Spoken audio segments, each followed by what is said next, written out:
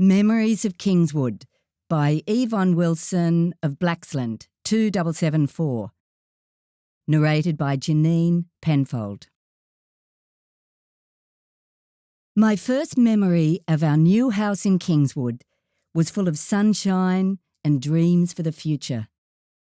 I was 4 years old, and our home on a dirt road in Joseph Street was being built on a newly subdivided estate that had been a farm.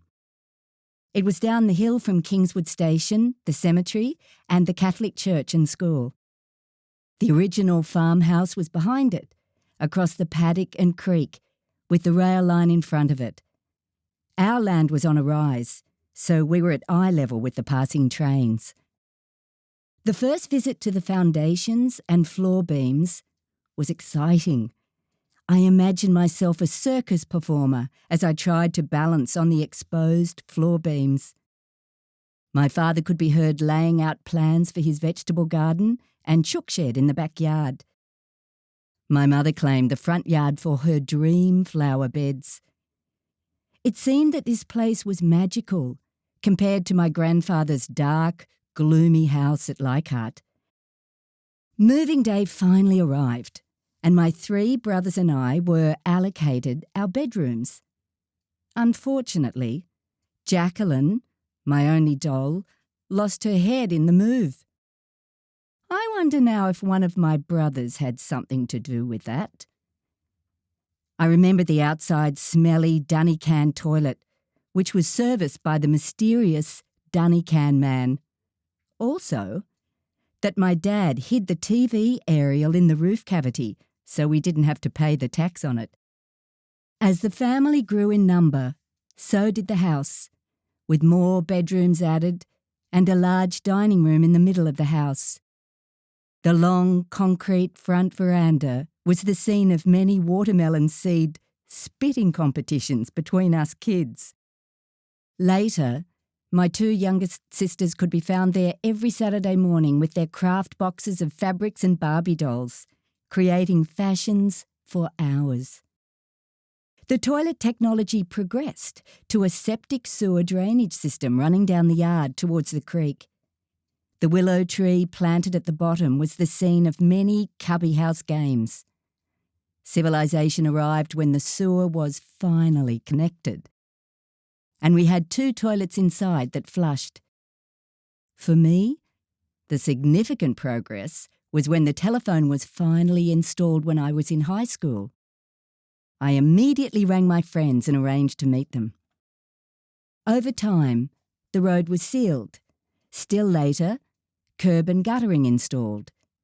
The creek with its snakes and rats disappeared into big pipes which had been covered over, and conventional park equipment was in the place of the long grass paddock and creek of my brother's adventures.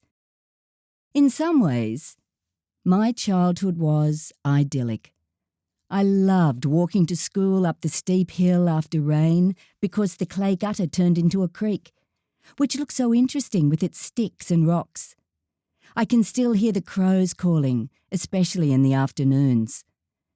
I hated the massive giant ants' nests which were under every gum tree on the school property. When I was in kindergarten, a neighbour's child was assigned the task of getting us to school. She hated it and forced us to frog march to and from school. In a fit of protest, I plonked myself down on the ground and refused to move. Unfortunately, it was on a giant ant nest. I never did that again. As it was a Catholic church and school, the students were expected to perform a role in every Catholic funeral held at the church. Often a guard of honour was held for the funeral cars. We had to stay and watch the funeral cortege drive to the cemetery across the road. It taught me that death was a part of life. This was reinforced every Ash Wednesday when we attended Mass.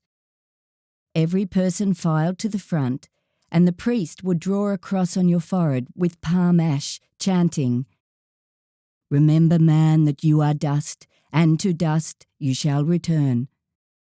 When you have heard that 100 times every year, it stays with you. Humility was the essence of a good Catholic. Kingswood has changed a lot since the early 60s. For 38 years, my parents raised their 8 children and worked the land of the quarter-acre block. Recently, on a train journey east, passing my parents' house, I was shocked to discover that the house was no longer there. Instead, 4 villas covered the quarter-acre block. In my mind's eye, I can still see the creek and the long grass paddock, my rascally brothers jumping the back wooden fence at a run to escape my mother's wrath over their misadventures. The house is gone, but my memories of it are still fresh. This made me ponder the childhood backyards of today's housing estates. We had so much space, plus the big park behind our house, connecting 2 streets. The house block size of estates now is tiny in comparison, with minuscule backyards, if any. As I drive past the new estates in Western Sydney, I don't see any playgrounds. I don't see any churches or schools either.